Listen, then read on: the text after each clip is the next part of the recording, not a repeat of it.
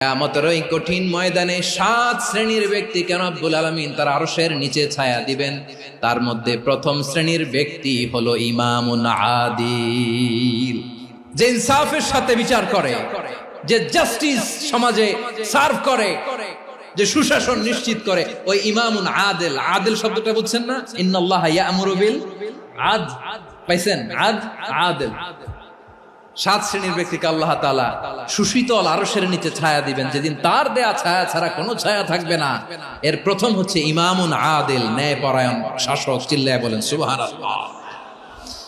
আবার বিশ্বনবী বললেন, ইন্নাল মুকসিতিনা ইনদাল্লাহি আলা মানাবিরা মিন নূর আন ইয়ামিনির রহমান। কিয়ামতের দিন যারা ন্যায় পরায়ণ হিসেবে আল্লাহর সামনে দাঁড়াবে, কিয়ামতের দিন রব্বুল আলামিন তার আরশের ডান দিকে ওই ন্যায় পরায়ণ লোকদের জন্য আরশের ডান দিকে একটা নূরের